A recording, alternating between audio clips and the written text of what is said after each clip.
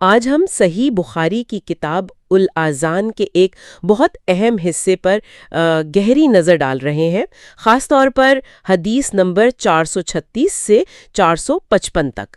یہ نماز کے مختلف پہلوؤں پر ہے، اور یہ صرف روایات نہیں بلکہ نماز کی اصل روح کو سمجھنے میں مدد دیتی ہیں۔ جی بالکل صحیح کہا۔ یہ حدیث تو جیسے نبوی صلی اللہ علیہ وسلم کے عمل اور تعلیمات کا ایک خزانہ ہے۔ ان میں نماز کی درستگی ہے، سکون و اطمینان کی وہ اہمیت ہے، قرآن پاک کی تلاوت کے آداب، رکوع، سجدے کی کیفیت، خاص دعائیں، سب کا ذکر ملتا ہے۔ یہ ہمیں نماز کو صرف ایک رسم نہیں بلکہ ایک زندہ تجربہ بنانے میں مدد دیتی ہیں۔ تو اس گفتگو کا مقصد یہی ہے کہ ان احادیث میں جو حکمت ہے، جو رہنمائی ہے، اسے سمجھا جائے، تاکہ نماز کی ادائیگی کے حوالے سے جو ہمارا فہم ہے اس میں کچھ گہرائی آئے، جیسا ان مستند ذرائع میں بتایا گیا ہے۔ آئیے پھر حدیث 436 سے ہی شروع کرتے ہیں۔ یہ واقعہ بہت مشہور ہے نا، کہ نبی کریم صلی اللہ علیہ وسلم نے ایک صحابی کو 3 بار کہا کہ جاؤ نماز دوبارہ پڑھو۔ بظاہر تو یہ کافی سخت بات لگتی ہے، اس میں کیا حکمت تھی؟ کیا صرف غلطی بتانی تھی؟ جی، یہ ایک بہت بنیادی اور اہم حدیث ہے۔ ابو ہریرہ رضی اللہ عنہ سے روایت ہے، وہ بتاتے ہیں کہ ایک شخص مسجد میں آیا، نماز پڑھی، پھر آ کے نبی کریم صلی اللہ علیہ وسلم کو سلام کیا۔ آپ صلی اللہ علیہ وسلم نے سلام کا جواب دیا اور فرمایا، واپس جاؤ اور نماز پڑھو، تم نے نماز نہیں پڑھی۔ وہ گئے، ویسے ہی دوبارہ پڑھی، پھر آئے، سلام کیا۔ آپ صلی اللہ علیہ وسلم نے پھر وہی فرمایا۔ تیسری بار بھی یہی ہوا۔ اچھا، 3 بار؟ جی 3 بار۔ تب وہ شخص بولا کہ قسم اس ذات کی جس نے آپ کو حق کے ساتھ بھیجا ہے، میں اس سے اچھی نہیں پڑھ سکتا، مجھے سکھائیے۔ تب آپ صلی اللہ علیہ وسلم نے انہیں سکھایا، فرمایا، جب نماز کے لیے کھڑے ہو تو تکبیر کہو، پھر قرآن میں سے جو آسان ہو پڑھو، پھر رکوع کرو، یہاں تک کہ اطمینان سے رکوع کر لو۔ یعنی اطمینان سے؟ جی، اطمینان سے۔ پھر سر اٹھاؤ، یہاں تک کہ سیدھے کھڑے ہو جاؤ، پھر سجدہ کرو، یہاں تک کہ اطمینان سے سجدہ کر لو، پھر سر اٹھاؤ، یہاں تک کہ اطمینان سے بیٹھ جاؤ، اور پوری نماز اسی طرح کرو۔ تو یہ صرف ترتیب نہیں تھی، بلکہ ہر رکن میں اطمینان یعنی ٹھہراؤ پر بہت زور تھا۔ یہ اطمینان یا طمانینت کیا چیز ہے اصل میں، اور اتنی اہمیت کیوں دی گئی اسے؟ بالکل، یہی تو اصل نکتہ ہے۔ طمانینت کا مطلب ہے ہر رکن کو سکون سے، وقار سے ٹھہر کر ادا کرنا، کہ اعضاء اپنی جگہ پر ٹھیک سے آ جائیں۔ یہ صرف جسم کی حرکت نہیں، یہ ذہن اور دل کی کیفیت ہے۔ اس کے بغیر نماز ایسی ہے جیسے کوئی بے روح جسم ہو۔ نبی کریم صلی اللہ علیہ وسلم کا 3 بار انہیں واپس بھیجنا، یہ اس بات کی شدید تاکید تھی کہ جلدی میں بغیر ارکان کو ٹھیک سے ادا کیے جو نماز پڑھی جائے وہ اللہ کے ہاں قابل قبول نہیں۔ یہ خشوع و خضوع کی بنیاد ہے۔ اگر جسمی سکون میں نہیں تو دل کیسے حاضر ہوگا، اللہ کی طرف توجہ کیسے ہوگی؟ واقعی یہ تو نماز کے پورے احساس کو بدل دینے والی بات ہے۔ اچھا، تو اطمینان کی بات تو سمجھ آ گئی، اب ذرا قرات یعنی تلاوت کے پہلو پر بات کرتے ہیں۔ کئی احادیث ہیں جیسے 437 اور 447، ان میں ذکر ہے کہ ظہر، عصر، فجر میں پہلی رکعت لمبی اور دوسری مختصر ہوتی تھی۔ اس میں کیا حکمت ہو سکتی ہے؟ جی، ابو قتادہ رضی اللہ عنہ کی ان روایات سے یہ پتہ چلتا ہے کہ نبی کریم صلی اللہ علیہ وسلم کا معمول یہی تھا، ظہر اور عصر کی پہلی 2 رکعتوں میں سورۃ الفاتحہ کے ساتھ کوئی اور سورت بھی ملاتے، اور پچھلی 2 میں صرف سورۃ الفاتحہ، اور اکثر پہلی رکعت دوسری سے لمبی ہوتی تھی۔ فجر میں بھی یہی تھا۔ اچھا، اس کی ایک حکمت یہ ہو سکتی ہے کہ نماز کے شروع میں انسان زیادہ تازہ دم ہوتا ہے، متوجہ ہوتا ہے، تو لمبی قرات مناسب ہے۔ دوسری رکعت تک شاید تھوڑی تھکاوٹ ہو یا توجہ کم ہو جائے، تو اسے مختصر رکھا۔ اس میں شاید مقتدیوں کی سہولت کا بھی خیال رکھا گیا ہو، اور نماز میں ایک وہ تنوع بھی آ جاتا ہے۔ اور یہ جو پچھلی رکعتوں میں صرف سورۃ الفاتحہ پڑھنے کا ذکر ہے، اس سے کیا اشارہ ملتا ہے؟ اس سے سورۃ الفاتحہ کی جو مرکزی حیثیت ہے وہ واضح ہوتی ہے کہ وہ ہر رکعت کا لازمی حصہ ہے۔ اضافی صورتیں پڑھنا مستحب ہے، اجر کا باعث ہے، لیکن نماز کی صحت کے لیے سورۃ الفاتحہ کافی ہے۔ یہ ان لوگوں کے لیے بھی آسانی ہے جنہیں شاید زیادہ قرآن یاد نہ ہو۔ اس میں لمبی صورتیں، 440 میں سورۃ الطور، پھر عشاء میں سورۃ الانشقاق کا ذکر ہے 441 میں، یا سفر میں سورۃ التین 442 میں۔ تو کیا اس کا مطلب ہے کہ کوئی خاص پابندی نہیں تھی، موقع محل کے حساب سے انتخاب ہوتا تھا؟ بالکل بالکل، ان روایات سے ایک وسعت اور لچک کا پتہ چلتا ہے۔ یہ ظاہر کرتا ہے کہ نبی کریم صلی اللہ علیہ وآلہ وسلم مختلف وقتوں میں مختلف حالات میں مختلف صورتیں پڑھتے تھے۔ اس میں شاید تعلیم کا پہلو بھی ہو کہ صحابہ سن کر یاد کر لیں، اور امام کے لیے بھی یہ رہنمائی ہے کہ وہ مقتدیوں کی حالت دیکھے، وقت کتنا ہے، موقع کیا ہے، اس حساب سے قرات کر لے۔ جیسے سفر میں مختصر سورت پڑھنا، جیسا حدیث 442 میں سورۃ التین کا ذکر آیا، تو اس میں آسانی ہے۔ اور اسی حدیث 442 میں راوی برا بن عازب رضی اللہ عنہ نے نبی کریم صلی اللہ علیہ وآلہ وسلم کی آواز کی خوبصورتی کا بھی خاص ذکر کیا ہے۔ یہ پہلو بھی تو اہم ہے نا، کہ قرات صرف الفاظ ادا کرنا نہیں، اسے خوبصورت انداز میں پڑھنا بھی سنت ہے۔ یقیناً قرآن کو خوبصورت آواز میں اور ٹھہر ٹھہر کر پڑھنے سے سننے والے کے دل پر گہرا اثر ہوتا ہے، اور وہ معنی میں غور و فکر کرتا ہے۔ یہ قرآن کا حق بھی ہے اور نماز میں خشوع پیدا کرنے کا ایک ذریعہ بھی ہے۔ قرآن کے حوالے سے ایک اور بہت دلچسپ بات حدیث 446 میں ہے، جب عبداللہ بن مسعود رضی اللہ عنہ نے ایک شخص کو ٹوکا جس نے بہت تیزی سے مفصل صورتیں پڑھ ڈالی ہیں۔ وہ کیا واقعہ تھا؟ جی، وہ شخص آیا اور فخر سے بتانے لگا کہ میں نے رات ایک ہی رکعت میں مفصل کی ساری صورتیں پڑھ لیں۔ مفصل یعنی قرآن کے آخری حصے کی چھوٹی صورتیں۔ حضرت عبداللہ بن مسعود رضی اللہ عنہ جو خود قرات کے امام تھے، وہ بہت ناراض ہوئے۔ فرمایا، کیا تم ایسے تیز تیز پڑھتے ہو جیسے شعر پڑھے جاتے ہیں؟ انہوں نے اس طریقے کو بالکل ناپسند کیا اور بتایا کہ نبی کریم صلی اللہ علیہ وآلہ وسلم تو دو ہم معنی یا ملتی جلتی صورتوں کو ایک رکعت میں ملا کر پڑھا کرتے تھے۔ اچھا، جوڑا جوڑا کر کے؟ جی، اس سے یہ معلوم ہوا کہ قرآن کو جلدی جلدی بغیر سمجھے بس الفاظ گزار دینا مقصد نہیں ہے، بلکہ ٹھہر ٹھہر کر سمجھ کر پڑھنا ہے، جسے ترتیل کہتے ہیں۔ یہ تو آج کل بہت عام مسئلہ نظر آتا ہے، خاص طور پر تراویح میں یا نوافل میں لوگ بہت تیزی سے پڑھتے ہیں۔ یہ حدیث تو اس روش کی اصلاح کرتی ہے۔ بالکل، مقدار سے زیادہ معیار اہم ہے۔ تھوڑا پڑھیں لیکن سمجھ کر اور ٹھہر کر، یہ زیادہ بہتر ہے، بجائے اس کے کہ بہت سارا قرآن بغیر سمجھے اور تیزی سے پڑھ لیا جائے۔ اب آتے ہیں اس غیر معمولی واقعے کی طرف جو حدیث 444 میں بیان ہوا ہے، جب جنات کے ایک گروہ نے قرآن سنا۔ اس واقعے کی کیا اہمیت ہے؟ یہ ایک بہت ہی آپ کہہ لیں پل اثر واقعہ ہے۔ ابن عباس رضی اللہ عنہما روایت کرتے ہیں کہ نبی کریم صلی اللہ علیہ وآلہ وسلم صحابہ کے ساتھ اوقاز کے بازار جا رہے تھے، یا ایک روایت ہے کہ طائف سے واپس آ رہے تھے۔ ان دنوں شیاطین پر آسمانی خبریں سننے پر پابندی لگ گئی تھی، ان پر شہاب ثاقب پھینکے جا رہے تھے۔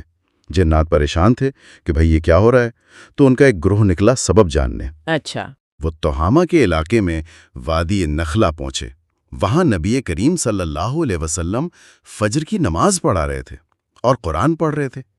جب انہوں نے قرآن سنا تو فوراً سمجھ گئے کہ یہی وہ کلام ہے جس کی وجہ سے آسمانی خبروں کے دروازے بند ہوئے۔ وہ اتنے متاثر ہوئے کہ فوراً ایمان لے آئے اور اپنی قوم کے پاس جا کر کہا کہ ہم نے ایک عجیب کلام سنا ہے جو ہدایت کی راہ دکھاتا ہے۔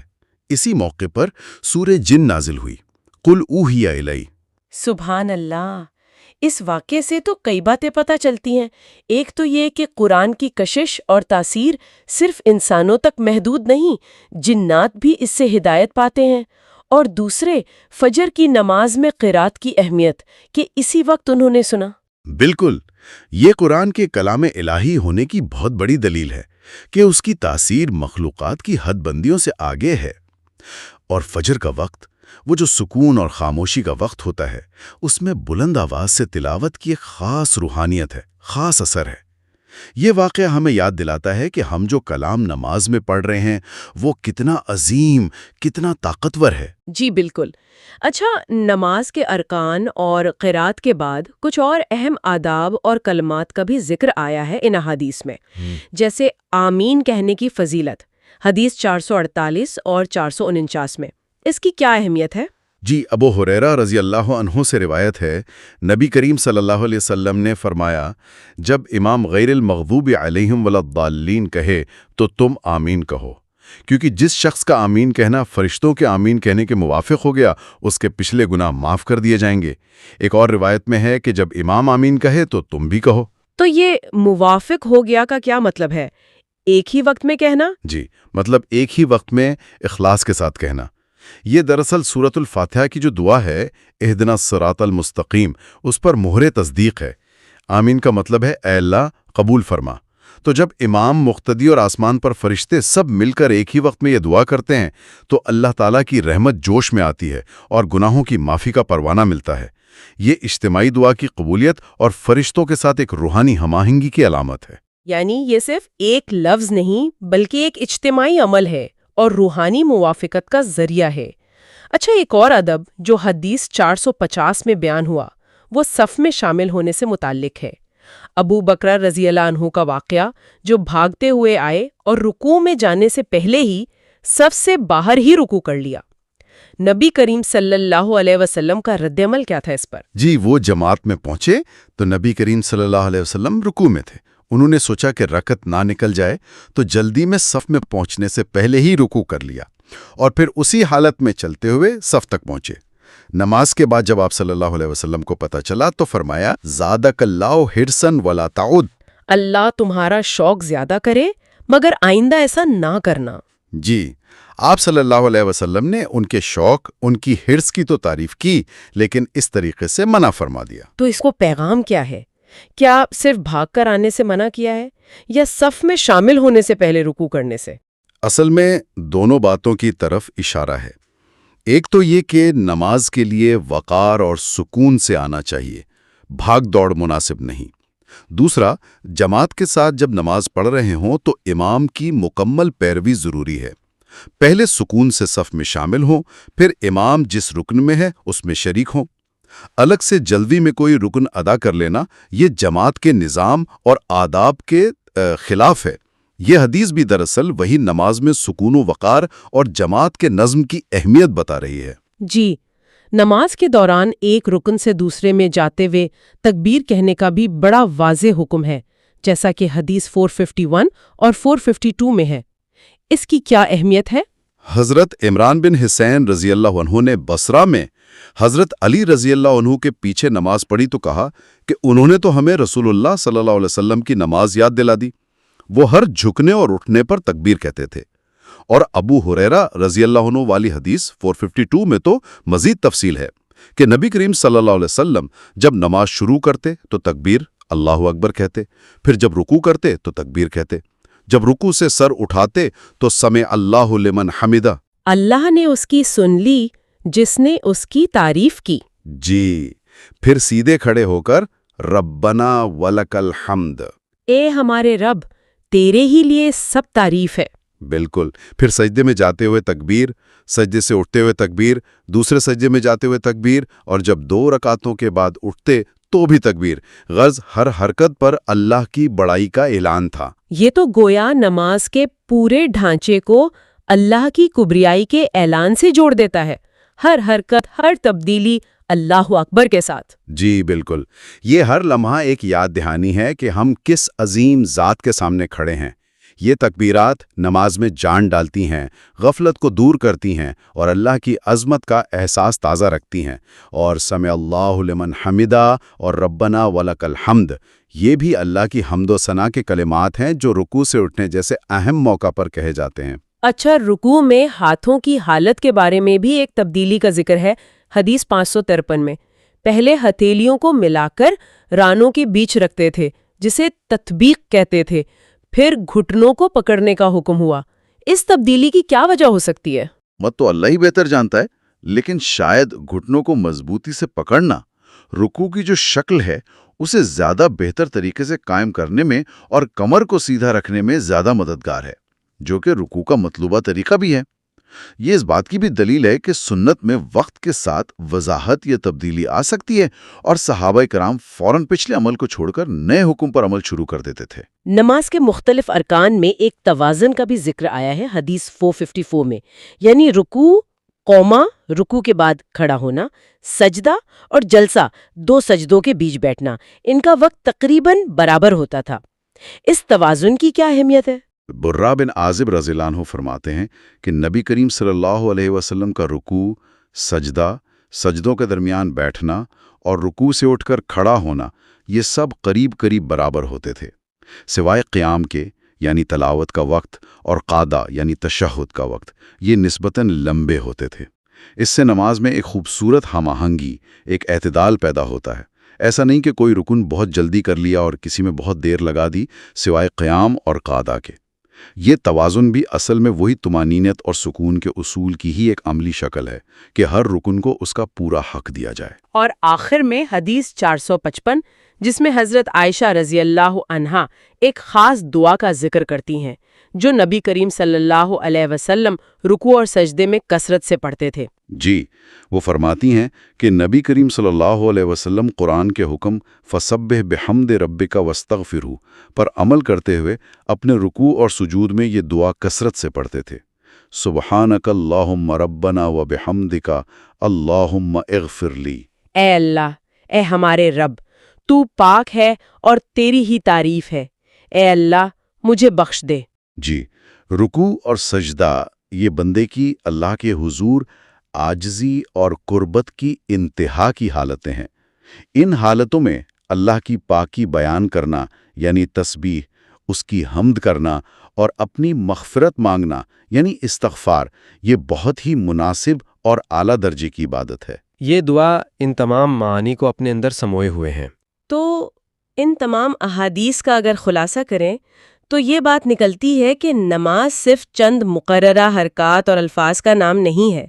اس کی قبولیت کا دار و مدار ارکان کی صحیح ادائیگی پر ہے، ہر رکن میں سکون و اطمینان پر ہے، درست اور ٹھہر ٹھہر کر کی گئی قرات، تکبیرات اور تسبیحات کا اہتمام، سنت کے مطابق آداب کی پیروی، اور سب سے بڑھ کر اللہ کی طرف توجہ اور خشوع و خضوع پر ہے۔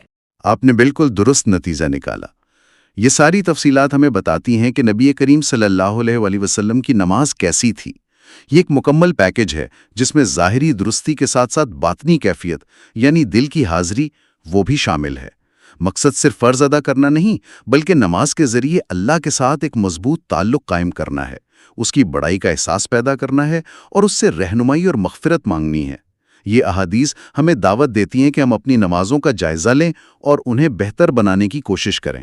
ان ساری گہری باتوں کو جاننے کے بعد اب سوچنے کا نقطہ یہ ہے کہ ہم اپنی روزمرہ کی نمازوں کو کیسے محض ایک عادت یا ایک رسم سے بلند کر کے ایک شعوری، ایک روحانی تجربہ بنا سکتے ہیں۔ کیا ان سنتوں اور آداب کا علم حاصل کرنا اور پھر ان پر عمل کرنے کی کوشش کرنا نماز میں ہمارے دھیان اور اللہ کے ساتھ ہمارے تعلق کی کیفیت کو واقعی بدل سکتا ہے؟ یہ وہ سوال ہے جس پر شاید ہر نمازی کو غور کرنا چاہیے۔